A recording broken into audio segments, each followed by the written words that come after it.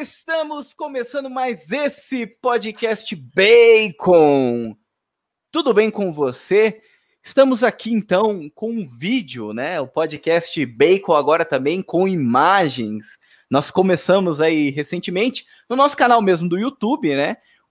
Com vídeo, né? E nós queremos trazer mais conteúdo de vídeo, falando sobre cultura pop, indicação de filme, livros, enfim, né? Então, nós agora queremos encher você, nosso caro ouvinte, com muito conteúdo, com muita coisa, e depois a gente passa o chapeuzinho com dinheiro, né? Então, seja bem-vindo aí ao nosso canal do YouTube, seja bem-vindo ao nosso podcast. E o meu nome é Lucas, e junto comigo estão participando também os irmãos Monzambani. A Fernanda. E aí, gente, tudo bem? E também o Bruno. E como vocês estão vendo, sou eu. Como vocês estão vendo, sou eu. Pois é, finalmente. Pra quem tá ouvindo isso, estamos vocês não andando estão nossas vendo, mas caras, sou eu, né? É bem isso, né? Agora, agora nos tornamos sem vergonha, né? E estamos mostrando a nossa cara, a nossa imagem, né? Muito bem, então hoje nós queremos falar aí sobre um lançamento, né? E esse ano de 2020 foi um ano ali que todos sabem, né? Estão cansados aí de ouvir ou de ver. Se você acessa lá o Instagram do Bacon ou o nosso site, né? Que é o baconpodcast.com.br, você tá cansado de ver notícia aí sobre esse ano, né? E todos sabem que foi um ano tenso aí, né? Pro cinema, para as produções aí de Hollywood, né? Porém, teve um lançamento ou outro e hoje nós queremos trazer um lançamento recente e talvez o último lançamento desse ano de 2020. Não só o último lançamento, mas esse também é o último podcast de 2020, olha só, hein? Então, como eu já disse, né, acessa aí o nosso site, o baconpodcast.com.br, veja lá os nossos conteúdos, muita notícia, alguns artigos, né, e garanto que você vai gostar muito. Siga-nos nas nossas redes sociais, @baconpodcast, nossas redes sociais, @baconpodcastbr, né? Então vai lá no Instagram, no Facebook, no Twitter e no nosso site, que é novo. Se você ouviu o último podcast, você viu que a gente lançou um site, né? E também tem mais alguma coisa aí, gente? Algum recado que eu estou esquecendo? Não, né? Lembrei das redes sociais. Feliz ano novo para todo mundo. Isso aí, feliz ano novo para todo mundo.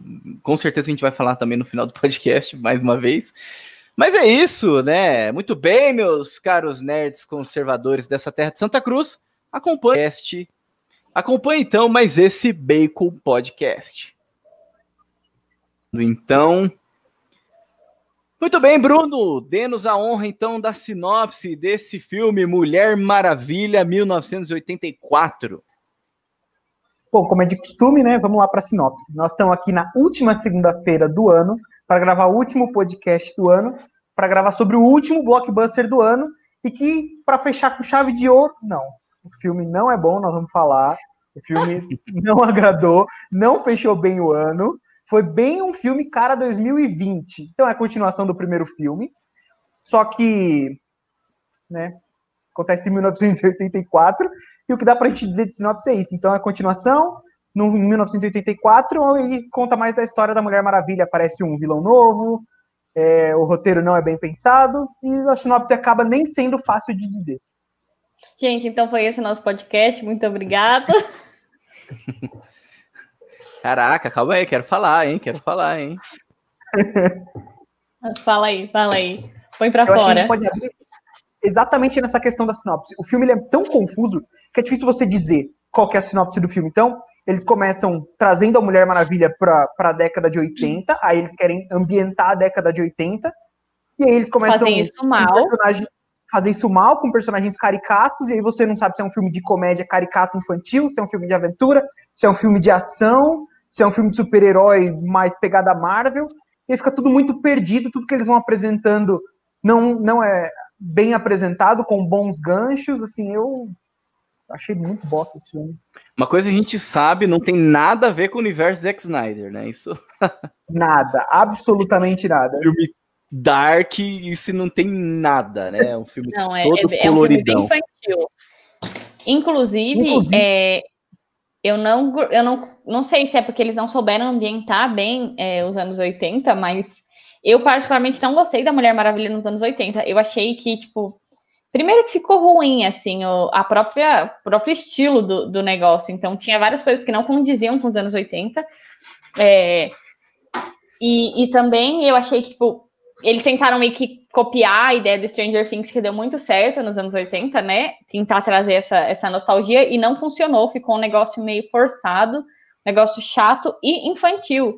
O que não era, o que vai muito contra aquilo que foi o primeiro filme da Mulher Maravilha, que foi um filme excelente, que eu particularmente gostei demais. Não que, assim, um filme de super-herói não tenha que ser muito adulto, porque a gente sabe que tem, por exemplo, principalmente os da Marvel, eles têm um caráter mais infanto-juvenil. Mas o filme da Mulher Maravilha, o primeiro, ele poderia ter sido assistido por uma criança e por um adulto. Ele não era um filme infantilizado, um filme que forçava a barra, né? Forçava em detalhes que super-herói força normalmente, não tem o que fazer, né? Afinal, é super-herói. A Mulher Maravilha, ela é meio absurda em si, mas não forçava a barra. Já esse, nossa, força muito a barra. Ele tem furo de roteiro assim, adoidada, cada 5 minutos. Eles, como o Bruno mesmo falou, teve uma hora quando a gente estava assistindo que ele falou assim: parece que eles fizeram uma lista de tudo que eles queriam colocar no filme e foram encaixando, assim. Eles não é que pensaram num roteiro ou numa história que te prendesse, uma história interessante para passar o filme, para te contar uma história. Não, eles pegaram, não, eu quero que a Mulher Maravilha voe, então eu vou fazer isso aqui. Eu quero que a Mulher Maravilha reencontre o namorado, então eu vou fazer isso aqui. Eu quero introduzir esse vilão, então eu vou fazer isso aqui. Eu quero criticar o presidente dos Estados Unidos, então eu vou fazer isso aqui. Eu quero ser feminista, vou fazer isso aqui. Eu quero falar contra tudo que é tradicional, conservador, por exemplo, a questão das armas, então vou colocar isso aqui. Foi basicamente isso que eles fizeram, então ficou um filme, assim, eu não vou dizer que é um filme horrível, porque é um filme assistível, entendeu? É um filme que você quer ver uma sessão da tarde ali, tá valendo a pena você assistir. Mas é nível sessão da tarde, nada melhor que isso. Uhum. Eu percebi que o filme desandaria muito no começo já. Naquela primeira cena onde os bandidos estão assaltando a joalheria. Aquilo é um negócio tão caricato, tão infantilizado, com os saltos dela voando, jogando cabelo e piscando pra criança, sabe? E aí, sabe, umas cenas desse tipo que você fala assim, nossa, eles estão conversando com quem? Com o público? Com as crianças de 5 anos? O que tá acontecendo aqui? Cadê aquele filme da Mulher Maravilha que foi bom, foi coeso, mas falhou no terceiro ato? Então, a crítica foi essa do filme anterior. O filme é bom, eles trazem bem a mitologia da Mulher Maravilha, mas no terceiro ato eles falham trazendo uma forma ruim do vilão do Ares. Aí, então, beleza. Entendendo isso, o que você espera do segundo filme? Vamos corrigir o terceiro ato, fazendo um vilão de forma, assim, mais vilanesca, mais fácil de acreditar, com uma batalha menos raios e explosões e mais a cara de super-herói mesmo. E aí eles fazem o quê? Eles pioram o filme inteiro, em vez de fazer isso. Assim. O filme fica mais caricato, fica pior, desconstrói tudo aquilo que foi criado no primeiro filme, e aí eles começam, em vez de trazer aqueles símbolos que a gente está acostumado a ver, que é do heroísmo, aqueles símbolos que a gente cansou de falar e aprender com o Guilherme Freire, assim, que prendem o público, eles pegam coisas progressistas e querem encaixar de forma errada, querer linkar de qualquer jeito, transformando o público em besta, e é isso. É isso que eles fazem até o final, do começo ao fim. Nessa primeira cena que a gente tá falando, inclusive, que tem aquela hora que ela fala assim, eu odeio armas. Pra cima de mim, Mulher Maravilha, na boa. Entendeu? Tem vários quadrinhos que ela tem arma. No próprio filme, 5 minutos antes, você tava mostrando ela criancinha ali com um puta de um arco. Pra cima de mim, não vem com essas historinhas progressistas, não. Não dá, entendeu? Ainda mais que, tipo, os próprios... Odeio armas, mas o vilão não tava nem tentando atirar. Ele pegou a criança e queria jogar a criança do prédio. Ele não ia atirar na criança, ele nem pensou em atirar. Aí o Bruno até falou, mas ele não tá com a arma. Tá, assim, porque a cena mostrou ele pegando a arma de volta. Então, assim, a arma não é o problema. O problema era o bandido, né? Ali, que ia jogar a criancinha de cima. O cara que tá roubando uma joalheria. Enfim. Não, o bandido ele ia jogar a criança porque ele estava com a arma, por conta disso. Não faz nenhum sentido. Porque tudo começou porque viram a arma dele. Não é porque estavam roubando a joalheria. Gente, isso aí é um discursinho na boa, não dá pra mim. Sim. Eu queria trazer um ponto aqui, né, que vocês falaram aí já logo de início, né, junto com a sinopse, que é um ponto que também trouxe um certo incômodo aí assistindo o filme, que é essa pegada meio cartunesta, né, porque o filme, ele é todo coloridão, é uma pegada meio dos quadrinhos, né, eu acho que tentaram fazer. Porque, principalmente, assim, por conta dessa coisa colorida, o filme ser leve, então, ao mesmo tempo, o filme, assim... É leve, é um filme muito leve, assim, é um filme que dá para criança assistir, enfim, né, é um filme muito leve. Eu acho que os últimos filmes que saíram de super-heróis foram filmes um pouco mais pesados, né, e então esse filme ele entra ali como um filme bem leve também, né, e é algo que não se leva a sério, né, não sei se vocês perceberam isso, mas tem cenas ali que você, se você for ficar... É um filme que pega mais pra emoção, mais pro lado da emoção do que do lado da razão. Porque se você começa a pensar, você fala assim, mas peraí, isso não tá tendo sentido, né? Não, esse negócio tá meio louco, né? Então, assim, mas eu tava dando uma olhada sobre, né? E o Geoff Johns, que é quadrinista também, né? Ele ajudou a diretora, que eu não lembro o nome, que é a Patty Jenkins. Isso. Ele ajudou ela também nesse filme. Então, estou dizendo assim que a pegada do filme ser mais leve, mais colorida, mais nesse sentido, é justamente para ser uma pegada mais do quadrinho mesmo, entendeu? É que é estranho, né? Isso traz assim uma certa estranheza, né? Como vocês bem colocaram, porque fica um fede não cheira, né? Um negócio meio, sei lá, não sei explicar, mas sim, é um negócio que não tem muito sentido, né? Mas peraí, é ou não é, né? Uma coisa que eu aprendi lendo aquele livro que a gente comentou do Tolkien lá, do Belo Reino, que depois que eu já tinha essa percepção, mas eu não entendia. Era muito meio que instintivo, acho que todo mundo tem isso, e depois que você lê isso começa a fazer muito sentido. Onde ele fala que no mundo fantástico coisas incríveis podem acontecer, mas mesmo nesse mundo existem regras.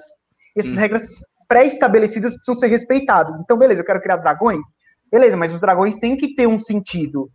Eu quero criar super-heróis super fortes, beleza, mas dentro de um contexto. Agora, quando eles querem transformar o universo de super-heróis, que é caricato, fugindo dessas regras, e eles colocam, eles exageram na caricatura, eles exageram nos poderes, eles exageram nas coisas que eles mostram, aí acaba saindo do sentido daquele mundo também. Então não é que o universo de super-heróis ele é desconexo do nosso mundo, mas ele tem uma regra própria, um mundo próprio, que precisa ser respeitado. E claramente não foi respeitado. Então você quer trazer mais cor, quer trazer mais dia, quer trazer mais aventuras cartunescas, ok. Mas respeita o universo do super-herói, as regras pré-estabelecidas. Pô, em qualquer universo de super-herói, se o bandido tem arma, ele vai querer usar arma, ele não vai querer agarrar a criança e jogar. No universo do super-herói, o laço, ele não é igual a teia do Homem-Aranha. Entendeu? Não é. Então, não adianta você querer fazer isso. Divide em dois, né? Ele estica, divide em dois, né? Aqui tem uma cena também, quando eles já estão no Egito, onde os tanques vão cair em cima das crianças, ela usa o laço para agarrar no moinho, para salvar duas crianças, agarrando as duas com um braço. Gente, completamente. Por que não coloca uma criança só? Que é muito mais normal de segurar, entendeu? Aí ela cai em cima das crianças não acontece nada. Aí ela também rola, toma um capote com as crianças. Toma um capote com as crianças e beleza. Então, tipo, ela é super poderosa, as crianças não. Então aí eles já não estão respeitando a própria regra do universo super-heróis. Ela tem poderes, ela é diferenciada. E não o Steve Trevor que voltou e já sabe pilotar caça que não existia na época dele. Pô, ele sabia pilotar teco-teco, cara. O que ele aprendeu a pilotar caça de repente? Entendeu? Exatamente. Esse tipo de não respeito às regras, mesmo do próprio universo, é que é complicado. Sim. Não, e ela aprende a voar em 2 palavras. Que isso, gente? Nem dirigir é fácil então, assim. Aqui a gente tá despejando um monte de spoiler, mas assim, tipo, não se preocupa com spoiler, porque não é ele que vai estragar seu filme, tá? Se você não assistiu, não é por isso que você precisa deixar de ouvir o nosso podcast, de assistir esse vídeo, porque claramente, assim, não é o spoiler que vai estragar o seu filme. Sim. Mas eu acho que, assim, por mais que exista essa regra dentro do universo dos quadrinhos e que você tem que respeitar realmente, mas eu acho que você tentar juntar esses universos, ele acaba criando uma confusão. né? Porque a gente não vive nos quadrinhos, né? A gente até gostaria, né? Mas não, a gente não vive, né? Não, enfim, então eu acho que quanto mais realismo mesmo você traz por super-herói, eu acho que isso torna o filme muito melhor, né? Quanto mais real aquilo é. Por exemplo, por que o Logan fez tanto sucesso? Entendeu? Porque você vê lá um Wolverine que ninguém nunca viu, entendeu? Da forma que ninguém nunca viu. E que tem muito sangue, e que inclusive uma criança arranca a cabeça do... Enfim, é um filme realista, entendeu? Exato. Não tô falando que pro filme fazer sucesso ele tem que ter sangue, ele tem que ter... Enfim, né? Não é essa a questão. Mas tem que ter uma conexão com a realidade. Quanto mais conexão tem, mais sucesso faz, né? Pelo menos eu acredito que quanto mais distanciar os dois universos, eu acho que é melhor. Porque se você quiser pegar o universo dos quadrinhos e colocar as regras, aquilo ali vai ser legal, mas não vai ser, tipo, um filme que você considera... Aí daí que você começa a ver críticas, por exemplo, de Scorsese, que fala que Marvel não é cinema, esse tipo de coisa, entendeu? E isso acaba meio que, né, dando uma... Não sei explicar, assim. Assim, eu discordo um pouco de você, Lucas, no sentido de que eu acredito que a arte, né, o cinema faz parte da arte, ele é uma das 7 artes, né, e a arte, ela tem essa liberdade de romper a realidade, então você tem que sempre dar o benefício da dúvida quando você vai assistir um filme. Então, por exemplo, você falou dessa questão do sucesso e o universo Marvel é um exemplo de que é muito mais fiel aos quadrinhos nesse sentido dessa liberdade, né, artística do que a DC. E faz muito sucesso, funciona muito bem. Só que a proposta deles é essa. O problema é que, assim, a gente tem todo um universo de si mais dark, mais real. Então, a gente tem uma Mulher Maravilha 1. O Mulher Maravilha 1, ele foge muito daquilo que é o Mulher Maravilha 2. Então, você tem uma ruptura muito grande entre o primeiro filme e a continuação, que é o segundo filme. Começa que eu já acho que a escolha de época foi errada. Porque a gente está falando de um primeiro Mulher Maravilha que passou na Primeira Guerra Mundial, e aí você já vai... pula para a Segunda Guerra Mundial e já vai para uma Guerra Fria, para 84, trazendo essa Mulher Maravilha completamente diferente. E é uma Mulher Maravilha que foi totalmente desconstruído o próprio personagem que foi apresentado no primeiro filme. No sentido de que, uma das coisas que eu achei mais legal no primeiro filme é que eles pensaram o personagem da Mulher Maravilha para o primeiro filme, que também é uma coisa que já existe nos quadrinhos, mas que foi trazida e aprofundada, é que qualquer pessoa conseguiria, qualquer mulher, né, especificamente, conseguiria se identificar com a personagem da Diana, porque ela trazia em si o elemento dos 4 temperamentos. O colérico, o fleumático, o sanguíneo e o melancólico. Ela tinha características predominantes desses 4 temperamentos, o que faziam dela a mulher perfeita, porque não existe alguém assim. E faziam com que cada pessoa conseguisse achar algum ponto de identificação com ela. Então, ela meio que representava todas as mulheres, né? Então, isso eu achei sensacional no primeiro filme, porque é uma questão psicológica, gente. É um perfil psicológico que foi traçado dela. E que não existe, foi completamente abolido no segundo filme. Pelo contrário, a Mulher Maravilha no segundo filme, ela não é que ela representa alguma mulher, ela não representa nenhuma mulher. E ela não representa a Mulher Maravilha dos quadrinhos, ela se tornou um personagem totalmente caricato de um filme de sessão da tarde. Sabe aqueles personagens dos Pequenos Espiões? É isso que virou a Mulher Maravilha no segundo filme. Shark Boy e Lava Girl, né? Era legal, eu gostava. Sobre isso que vocês estão falando, eu entendi um pouco do que o Lucas quis dizer, e eu entendi a sua crítica à fala dele, Fernanda. Pelo que eu entendi, o Lucas é que ele acho que não soube expressar bem o que ele estava pensando. Mas não é uma conexão com a realidade, mas uma conexão com o telespectador e com o universo criado. Essas conexões, quando você traz... Porque se for muito desconexo do telespectador, o telespectador não consegue entender. Aquilo se torna estranho para ele. Então, no universo fantástico, no universo de heróis, precisa conectar com sentimentos, precisa conectar com essa questão dos temperamentos, das personalidades das pessoas, para que as pessoas se identifiquem, para que aquele universo fantástico, aquele universo irreal, pareça que faz parte do mundo que a pessoa conhece. Né? Não necessariamente com a realidade. Sim. Até, se você quiser trazer uma referência, sei lá, os quadrinhos que eles possam ter tentado trazer, essas cenas iniciais, né, que mostram ela salvando o dia em situações muito simples, né? Então, salvando Mulher Maravilha no País das Maravilhas. ela salvando uma pessoa de ser atropelada, ela lá no shopping. Só que tudo isso foi passado de forma rápida e caricata, né? Tipo, o problema do filme é esse, em momento algum o filme se conecta com você. Então, os conflitos dela são conflitos que você fala assim, cara, na boa, entendeu? Tipo, o maior conflito dela é que o namorado voltou e ela tem que abrir mão disso. Só que o namorado não voltou, meu. É o desejo de uma pedra completamente absurda. Ele voltou no corpo de um outro cara. Em momento algum, ela parou pra pensar que ela acabou com a vida de uma outra pessoa, porque o namorado dela tá ali falando com ela. Nem é o rosto do namorado dela. Mostra pra gente o rosto, para que a gente consiga entender, porque o filme trata a gente como não muito inteligente durante... E eu achei uma loucura aquilo ali. Não, tudo. Eu fiquei pensando, mano, na eles história esqueceram. É o dublê, mano. Enfiaram o dublê no bagulho, então... E esqueceram de tacar um deepfake na cara dele, mano. Aí depois que eu... Não, peraí. Não, eles... Não, que loucura, né? Então, assim, e isso, tipo, é o maior conflito que o filme tem. Só que... Você concorda que é um conflito irreal? Vamos trabalhar na realidade. Vamos supor que você é a Mulher Maravilha. Vamos supor que você é a Mulher Maravilha e o seu namorado morreu lá na Primeira Guerra Mundial. Você viveu esse tempo todo sem ele. Aí você deseja, porque é o seu amor verdadeiro, você deseja de todo o coração que ele volte. Bem filme de Natal. Adoro mesmo.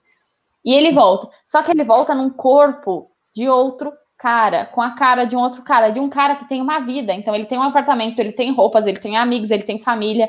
E isso não se torna um conflito pra você, porque o seu namorado voltou. Cara, não faz sentido, porque a consciência, né, no caso do seu namorado voltou, porque o corpo dele não voltou, então não é uma ressurreição. Seria no máximo estourando uma reencarnação, né? Então já é meio estranho aí.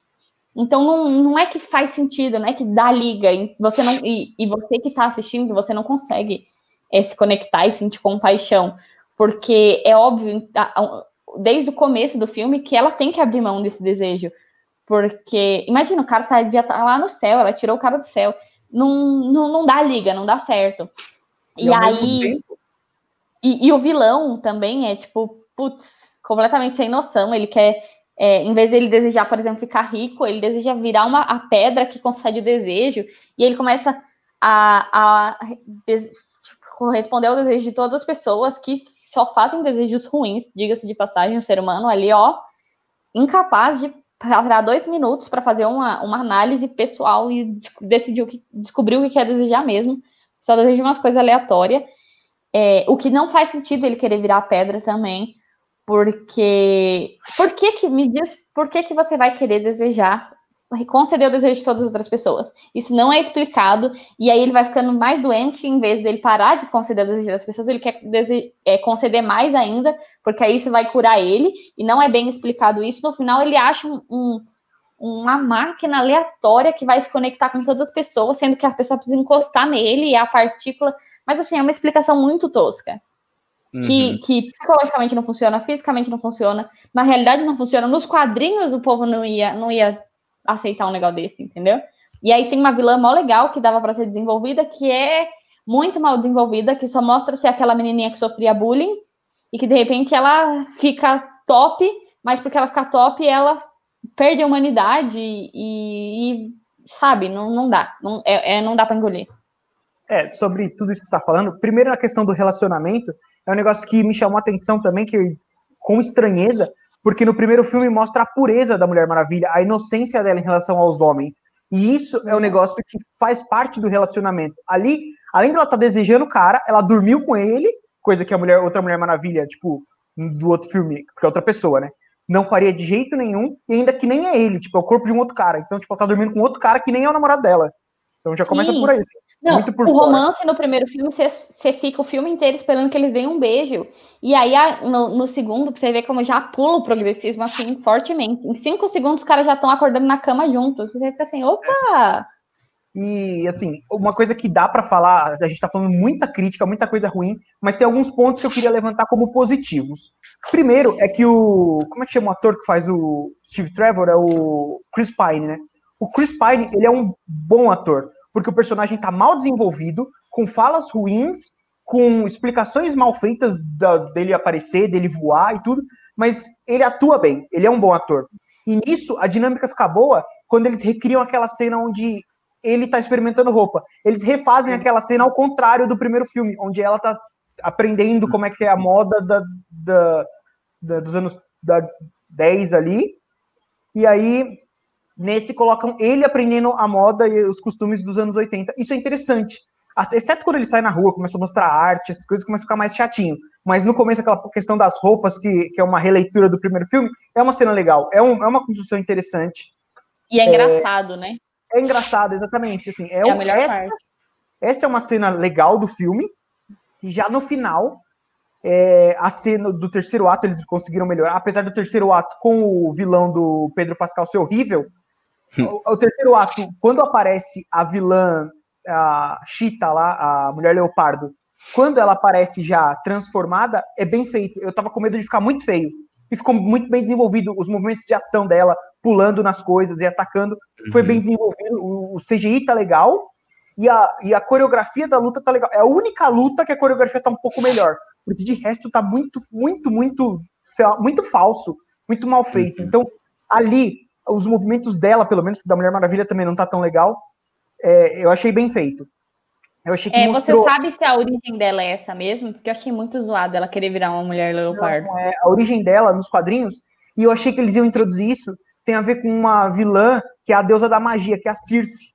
Se eu não me engano, é ela que transforma. Tem na animação, não tem? Eu não... Agora de cabeça eu não tô lembrando 100% como é que é o contexto, mas se eu não me engano é a magia da Circe. Pode ser que eles queriam colocar que era a magia da Circe, daquela pedra, porque ela cita deuses e tudo, mas como eles não falam, fica muito jogado. Então, tem a animação da Mulher Maravilha. Que eu achei absurdo ela querer virar um felino. Eu falei, moça, então, por quê? Muito mal feito. Agora, outra coisa... o desejo dela era ser igual a Mulher Maravilha, né? Então ela virou um gato. Então. Tipo... Não, depois ela pede pra virar... Quando ela tá com o cara lá no avião, ela pede pra virar um felino, um negócio assim, você fica... Mas, querida... Predador, ela pede pra virar o maior predador de todos. E aí ela vira um guepardo, que nem é o maior predador de todos. O guepardo é tipo o mais rápido, mas não o maior predador. Então, né? Foi coisas que ficaram... E outra coisa que eu achei muito top, e eu preciso falar, apesar de não ter muita relação com a qualidade do filme, é porque o visual daquela armadura ficou muito bonito e me deu uma esperança de que um dia eles podem fazer um filme dos Cavaleiros do Zodíaco bem feito. É isso. Putz, eu pensei a mesma coisa. Imagina as armaduras de ouro ali, vai ficar top demais. Eu pensei nisso também. Nossa, é possível, mano. Estão provando que é possível e que não fica feio. Não fica feio, não bonito. Fica feio. Ficou bonito pra caramba. Mas, agora, viu, falando aí desse... Falar alguma coisa? Fala aí. Eu ia falar que agora, se a gente quiser tirar um tempo... Se a gente quiser tirar um tempo só pra falar o tanto de problema que tem o vilão do Pedro Pascal, a gente pode. A gente falou bastante coisa ruim já, né? Deu 31 minutos aí já de... Então a gente tira essa parte. Porque, assim, ele é uma caricatura do Trump muito mal feita. Você vê que ela não entende nem o Trump, nem o vilão que ela criou. Não, era mais isso. Ela... Na verdade, assim, eu não acho que era uma caricatura do Trump, mas é uma caricatura do empresário dos anos 80, que é aquela pegada, entendeu? Que ela falou Trump, né? Mas, tipo, é que, assim, é um Trump também diferente do que ele é hoje, né? Se você for pegar também, né? Outra coisa, assim, né? Totalmente diferente, assim, né? Mas é um clichêzão, né? Um clichêzão do empresário dos anos 80 ali. E que ainda assim, eles... Tipo, por que eu não acho assim que eles forçaram tanto? Porque se eles tivessem forçado uma caricatura do Trump, acho que eles iam colocar ele muito mais como vilão do que ele foi. Entendeu? Eles ainda assim trouxeram bondade ainda dele, de alguma forma, sabe? Então, isso que eu acho assim que não... Sei lá, a gente pode relacionar, mas é mais com uma figura dos anos 80 do que necessariamente com ele. Não. Porque do jeito que tá hoje o cinema, se fossem relacionar com ele, mano... Mas é porque ainda tá no segundo filme, é só no terceiro que eles cagam de vez. No segundo ainda é um pouquinho disfarçado. Então, como eu vi, Guilherme, assim, né? eu falo por causa do topete, que me lembrou, assim, o Trump. Então, assim... e o negócio do muro. O negócio do muro eu comecei a rir. Eu falei, pra cima de mim, querido, é verdade, campeão. Pra cima da tia, aqui não dá mais, né? Aí quando o muro cai, vem uma água, assim, um rio, assim, passando. Da liberdade, nossa. A vida. É Joe Biden, sem comentários. Enfim. É bem isso. Mas, assim, tem uma coisa que eu achei legal do filme, eu até comentei depois, acho que eu comentei com o Bruno, que dá para tirar um ensinamento, assim, não é de todo um filme ruim. Sim, isso que eu fiquei falar pensando em como que o ser humano ele não sabe fazer escolhas, né? Ele não sabe fazer pedidos. E fiquei pensando como que Deus, ele pensando assim num caráter mais religioso, mais pessoal meu, com uma reflexão de como Deus, ele é sensacional, né? Ele é fora de série. Porque quantas vezes a gente faz orações, nós fazemos pedidos e nós não somos atendidos. Eu tenho diversas... Nossa, já pedi para ficar milionária várias vezes, não aconteceu, né? Mas Deus sabe de todas as coisas. Deus sabe aquilo que é melhor para nós. E o filme, ele mostra isso. Se cada um de nós tivéssemos tudo aquilo que nós queremos, do jeito que a gente quer, na hora que a gente quer, infelizmente, o nosso corpo corruptível, né, digamos assim, nossa alma deformada, ela quer coisas muito, muito imediatistas e que muitas vezes não são aquilo que nós realmente precisamos. Então, como que se cada pessoa tivesse aquilo que ela quer, da forma que ela quer, o mundo ia não dar certo, ia explodir. Então, por exemplo, todo mundo, eu falo brincando de ficar milionária, mas quem nunca quis ficar milionário? Só que imagina se todo mundo ficasse milionário. Não ia adiantar de nada, entendeu? Tipo, não faz sentido. E eu achei muito bonito isso me chamou a atenção por conta do pedido do presidente dos Estados Unidos, porque o que ele pediu? Ele pediu mais bombas nucleares. Aí você pensa, nossa, o cara é muito vilão, ele quer bomba nuclear. Mas o pensamento dele, deu a entender, e eu consegui interpretar dessa forma, é que ele não queria usar. Ele não estava querendo uma guerra, pelo contrário, ele estava tentando evitar uma guerra. Ele queria bombas nucleares para mostrar força e a Rússia desistir de toda a guerra. E aconteceu exatamente o contrário. Então, para você ver como a gente não sabe o que pedir. O cara estava numa boa intenção. Eu realmente acredito que ele estava numa boa intenção de defender o seu país, de cumprir o seu dever como presidente dos Estados Unidos e defender os Estados Unidos da América, defender a democracia, defender, enfim, o capitalismo no meio da Guerra Fria. E ele causou a guerra, né? Porque os soviéticos viram esse tanto de bomba nuclear, esse tanto de míssil, e falaram assim: os caras começaram a guerra, vamos atacar logo, não vai ter o que fazer. Então, a gente realmente não sabe o que pedir. Por isso, eu acho que Deus não é sempre que ele concede os nossos desejos. Claro que eu também posso afirmar muitas vezes que Deus ouviu as minhas preces e eu fui atendida, mas teve outras que não. E eu prefiro confiar que a sabedoria de Deus é muito maior que a minha, e tem muita coisa que eu não consigo entender, que talvez não fosse até, se eu recebesse, até não fosse bom para mim, como foi o caso do filme, né? Teve um cara que desejou que a mulher morresse, e era óbvio na situação que ele não estava desejando realmente que ela morresse, ele estava brigando com ela e falou da boca para fora, e a mulher morreu, e aí ele ficou tipo, a mulher morreu, e agora, entendeu? E ele entrou em pânico, porque ele não queria que a mulher morresse de verdade, mas ele fez o desejo. Então a gente realmente não sabe como pedir, a gente precisa pedir a Deus a graça que ele nos ensine a pedir da maneira correta, né? Sobre isso, é engraçado, assim, que eu fiquei pensando nisso também, que a gente não sabe nem o que pedir e nem como pedir, né? É muito isso, que o nosso desejo é muito mesquinho. E o que o presidente é um exemplo disso, né? Ele queria a paz e ele pediu mais arma, tipo... olha a linha de raciocínio. E a gente é muito assim, nós seres humanos, natureza decaída, né? A gente quer muitas vezes algo e a gente não sabe o que quer. Então, quando a gente pede para ser rico, o que a gente quer? A gente quer uma vida melhor. Só que ao invés de a gente pedir uma vida melhor, a gente pede dinheiro. A gente quer, muitas vezes, uma vida melhor no sentido de que a gente quer a felicidade, a gente quer buscar aquilo que é bom. E o que é bom é Deus. Então, ao invés de a gente pedir Deus, a gente pede dinheiro. Olha como a gente sempre tende para aquilo que não é, de fato, o que a gente precisa. E é por isso que Santo Agostinho fala, aos meios, né? Os meios. Muito. E é por isso que Santo Agostinho fala, né, que a gente não sabe pedir, e Santo Agostinho fala que só Deus conhece de fato o que a gente deseja, né? Que Deus é mais próximo de nós do que nós de nós mesmos, né? Essa frase sempre me marcou. Porque só Deus conhece de fato o nosso coração e aquilo que é de fato o nosso desejo, aquilo que a gente almeja dentro da nossa alma, dentro do nosso âmago, dentro do nosso ser. E nós não, a gente sempre acaba preso em superficialidades, em desejos muitas vezes que nos levam para aquilo que é muito pior do que de fato a gente gostaria de ser. Então, no nosso egoísmo, no nosso mesquinharia, no nosso desejo natural e não sobrenatural, no nosso desejo físico e no nosso desejo espiritual. E se a gente começar a refletir e tentar extrair alguma coisa decente desse filme, eu acho que essa é uma grande mensagem. Sim, eu também pensei nisso, né? Porque o filme ele retrata muito bem os perigos do desejo humano, né? Então, é claro, esse desejo que é corrompido pelo pecado, né? Essa vontade que é corrompida pelo pecado e essa vontade que, de alguma forma, é fechada dentro de si mesmo, né? É uma vontade que envolve os outros, mas é uma vontade para si mesmo, né? Uma vontade que me leva para Deus, como o Bruno colocou, mas uma vontade sempre que está presa aos meios, né? Sempre está preso às coisas terrenas, às coisas daqui, né? E o filme, isso eu achei interessante, porque ele mostra que, na verdade, até no vilão do filme existe bondade, mas ele coloca o desejo à frente. E quando ele descobre que não é isso, não é esse o caminho, né? E daí ele volta atrás, então você pensa, não, até no vilão do filme existe bondade. Isso eu achei legal, porque eles não criaram aquele vilãozão, né? Mas é um vilão que existe, que tem redenção, né? E para todo ser humano existe redenção, né? Não tem como.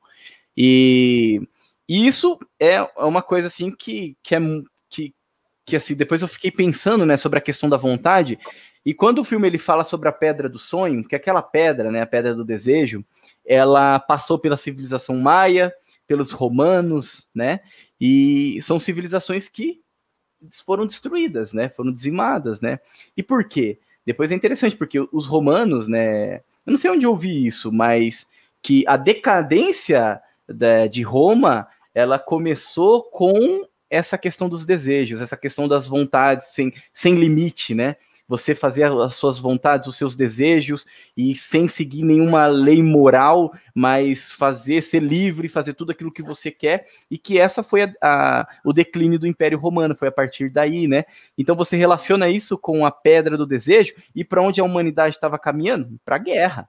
Tava um caos, tava terrível. Todo mundo fez o seu desejo, todo mundo fez a sua vontade. Olha que legal, era para estar todo mundo muito bem, mas não, né? Era o egoísmo contra egoísmo, meu filho. É guerra na certa, né? É destruição na certa, né? Então, como esse egoísmo que é o pecado, né? Ele leva à decadência de uma sociedade por inteira, né? E como que essa questão de você, não, eu vou morrer para minha vontade e eu vou cumprir uma vontade que é muito maior, que está muito além da minha vontade. E isso coloca as coisas na sua ordem natural, né? É como não? É Deus mesmo que sustenta a ordem natural das coisas, né? E ouvindo você falar, eu fiquei pensando aqui que acho que a Patty Jenkins ela não queria falar isso, mas se a gente parar para refletir, ela falou, e se ela souber que ela falou, ela vai se arrepender. Mas ela mostrou que hoje a nossa sociedade ela caminha para esse mesmo destino, porque ela tá paganizada, como os romanos estavam, como os antigos estavam, e ela só caminha para os desejos. Então, ela não abre mão das suas vontades, ela não abraça os seus deveres, ela só quer fazer as suas vontades. E ela pegou um monte de personagem quarta camada, porque os dois vilões, mais a Mulher Maravilha, são tudo quarta camada ali. Ela colocou esse monte de desejo e ela não percebeu que ela está mostrando que isso não é o caminho correto, que o caminho certo é onde você abre mão das suas vontades para fazer o que é certo, para fazer o que você deve fazer, né? E caminha para longe desse paganismo. E é interessante por essa questão das vontades e do egoísmo, porque até se você notar os desejos, todo mundo fez um desejo para si. Ninguém desejou algo bom para o outro.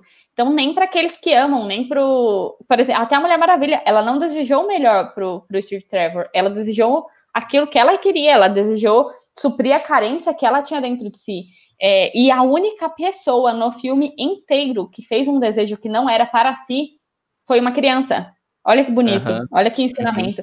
Que é o filho do vilão que desejou. Então, pai, eu quero... Porque o pai dele estava falando que o sucesso dele era o sucesso da criança, e a criança falou assim, olha, então eu quero o seu sucesso, eu quero que você seja o que você quiser. Então, a criança, na simplicidade e na pureza, claro que ele não tinha dimensão do que ele estava pedindo e do que ele estava fazendo, né? Mas ele foi o único que não pediu para si, que não foi egoísta, que foi capaz de pedir para o outro, né? Então... Aí você vai ver que uma sociedade que vive o egoísmo, que vive o individualismo e pensa só em si, a tendência é caminhar para isso, é caminhar para a destruição. Porque ela vivendo nesse egoísmo, ela vai viver o hedonismo, ela vai viver a busca de prazer desenfreado. E, gente, assiste o filme aí que você vai ver, vai terminar super belezinha. E essa é uma das amostras do porquê o filme não é bom, né? Porque quando a gente pega um filme, uma história, A ideia é trazer uma figura que represente, que simbolize virtudes, características e coisas que nos agradem, que nos levem a melhorar ao bom, ao belo, ao verdadeiro, como a gente sempre fala nos nossos podcasts, nas nossas redes sociais. E aí você pega a Mulher Maravilha, a protagonista, o símbolo de herói, o símbolo da mulher, e aí ela não vive a pureza, ela vive desejos egoístas, e quando ela salva as pessoas, é de uma forma muito falsa, porque ela está convencendo a humanidade inteira, a abrir mão das suas vontades e dos seus desejos em prol de acabar a confusão. Gente, e ela não é heroína, né? No final das contas, ela faz com que todos sejam os heróis. Gente, peraí, cara. Isso é muito irreal, isso é muito utópico. Até para um filme de super-herói. Você não vai conseguir achar tanta gente ruim que faça pedidos ruins, como fizeram, né, no filme, e isso já é um absurdo, mas também não vai achar tanta gente boa que esteja disposta a abrir mão dos desejos, de olhar para si, do seu próprio egoísmo.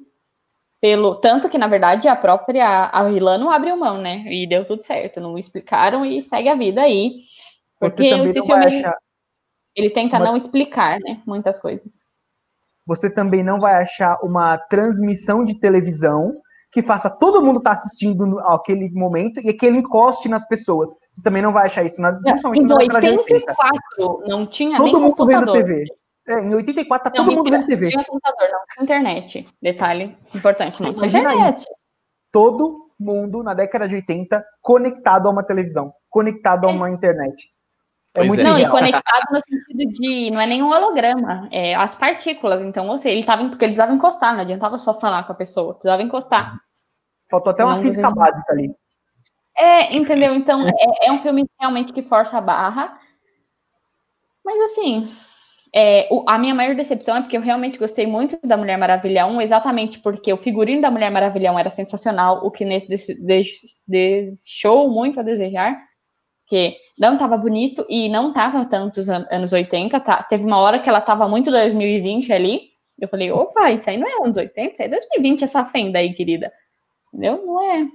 Então, o figurino deixou a desejar, o visual, assim, não deixou a desejar também, não é digno do Mulher Maravilha 1, a parte do enredo, da história, a parte do sentimento, do conectar você, a própria parte psicológica da Mulher Maravilha, que tinha sido, para mim, o ponto forte do Mulher Maravilha 1, as cenas de luta, então eles tentaram recriar aquela cena dela correndo na guerra do Mulher Maravilha 1, eles tentaram recriar diversas vezes, e todas ficaram bem toscas.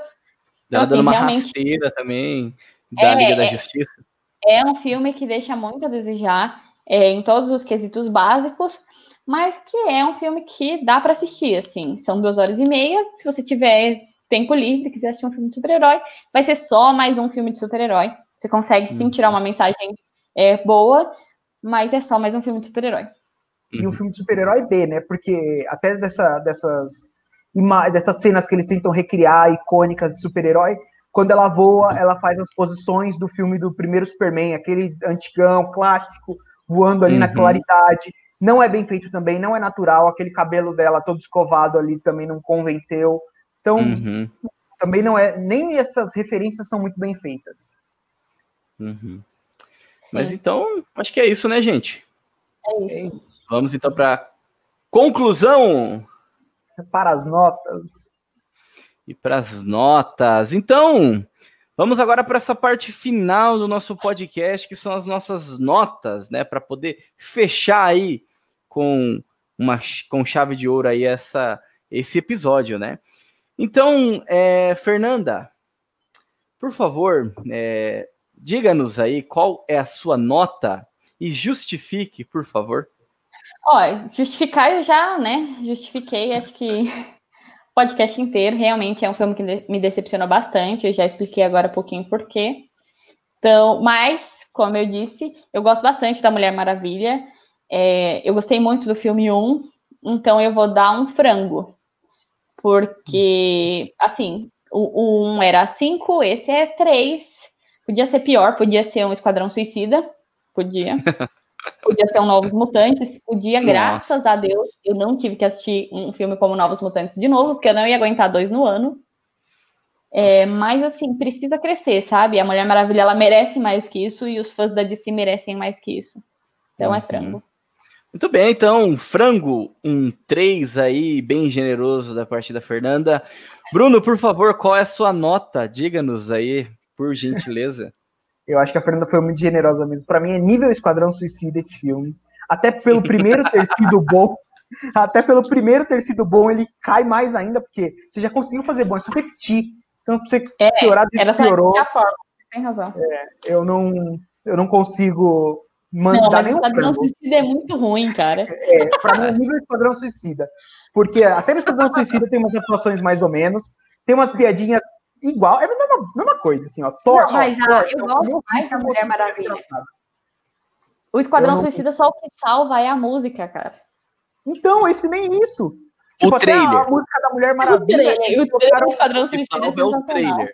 Ó, já que você citou a música, a hora que eles colocam a música do primeiro filme da Mulher Maravilha, é a hora que ela aparece ali no terceiro ato, e eles fazem isso, tipo, de repente, numa virada, de repente entra a trilha sonora dela, assim, mal feita. É Hans Zimmer, né? Hans Zimmer. A trilha sonora dela é Hans Zimmer. E agora, de repente, assim, tá um clima mó meio tenso, de repente entra a música dela, assim. Nossa, sim, não é um bom momento. Então é vegetariano pra mim, é nota 2. Eita! Não dá pra falar. Aí, então, um 3, 1, 2. E agora? Difícil. Difícil. Tá nas suas mãos se vai ser 3 ou 2. Concordo. Aí ele jogou 1, né? Não. Concordo com o que vocês dois colocaram, assim, eu acho que realmente. Porém, querendo ou não, são visões diferentes, né? Tanto que a Fernanda deu um 3, o Bruno deu um 2, né? Eu daria um 2 também, igual o Bruno. Porém, por que eu não dou um 2? Porque eu ainda acho que é um filme que fez refletir de alguma forma. Então, tipo, Esquadrão Suicida, não. Esquadrão Suicida Suicida não tem nada a te oferecer. Muito menos. Você não teve coragem de dar um Jovens Mutantes, como que é o nome? Novos Mutantes. Novos Mutantes, nossa, aquilo ali já não sei. Tem como refletir ao contrário só. Não é uma bagunça do caramba. Esse daí, eu achei assim, pra nós, é uma coisa muito na cara, né? Porém, para as pessoas aí que estão assistindo, que não são acostumadas a esse tipo de mensagem, talvez é algo que leve a refletir. Aí está lá no final do ano, né? O ano que vem, você melhor, né? E tudo mais. Então, são todas as coisas aí que motivam aí de certa forma. Então, por isso que a minha nota vai ser um frango também. Vou acompanhar a Fernanda. Eu vou dar um 3. Concordo, mais uma vez, com tudo aquilo que vocês colocaram, mas, porém, eu aumento um pouquinho mais por conta dessa reflexão aí que existe aí por trás do filme. Tá bom? Olha, eu preciso dar a palavra de novo. Dou um 3 coloca na tela.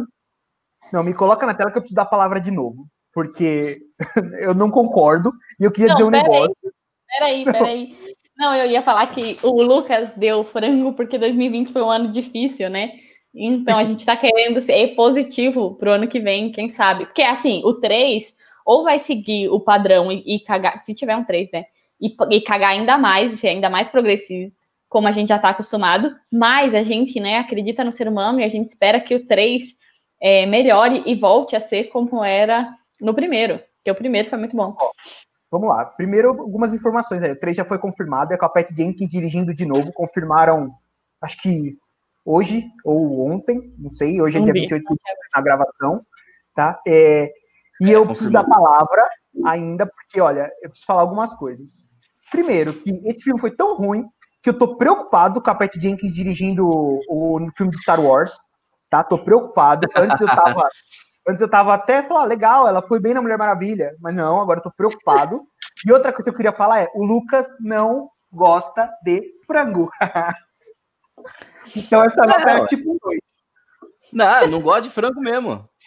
Pra mim é tipo, se eu pudesse... Pera aí, calma aí. Se defendendo agora. Se eu pudesse, eu daria um 2,5. Não, mas aí também não tem nada a ver, porque eu amo frango. Eu prefiro frango muitas vezes do que carne vermelha. Dependendo da carne vermelha, dependendo de como é feito. Peraí, calma aí. Que isso? Eu amo. Que isso? Não, pelo amor de Deus. Que é isso?